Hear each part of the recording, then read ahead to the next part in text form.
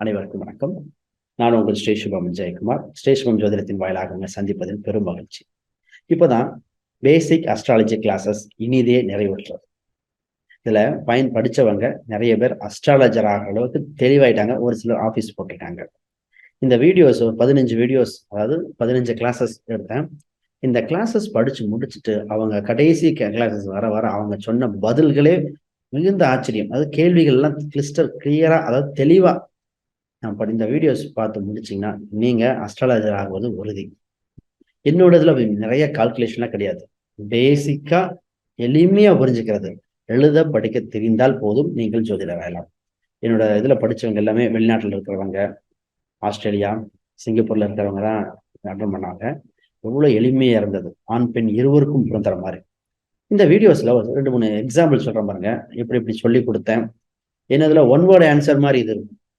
சிம்பிளா லக்னம் வெளுத்துருச்சு, குழந்தை உண்டு. ஒருத்தர் குழந்தை இருக்கா இல்லையா, குரு 5ஆம் இடத்தை பார்க்கலாம், குருவை பார்க்கணும், திதிசூனியத்தை பார்க்கணும்.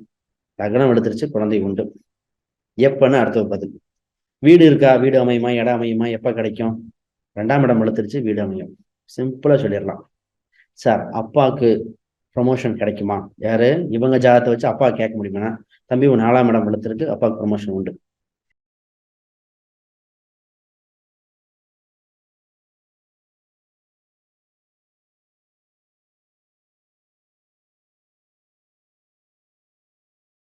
இதுக்கு மேல என்ன வேணும்?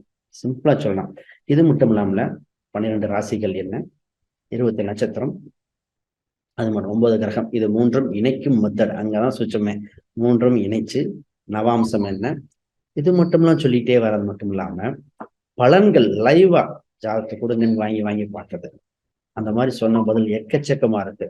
திருமணம் யாருக்கு? Love marriage. உங்களுக்கு அமைகின்ற மனைவி எப்படி அமைவாங்க, எந்த திசையில் அமைவாங்க, சரி, திதிசூனியம் என்ன பண்ணும், வாதகாதிபதி என்ன பண்ணுவார், யோகாதிபதி எப்ப வேலையை செய்வார், தசாபுத்தி இணைக்கும் மெத்தட் என்ன, கோச்சாரம் எப்படி இணைக்கணும், இதெல்லாம் கிளியரா புரிஞ்சிடும். இதை படிச்சு முடிச்ச உடனே நீங்க 100% ஜோசியர் ஆயிடலாம். கண்டிப்பா நீங்க ஜோசியம். நம்ம இதுல உங்களுக்கு ஏதாவது சம்பந்தப்பட்ட டவுட் இருந்தா என்னோட வீடியோஸ் யூடியூப்ல பாருங்க.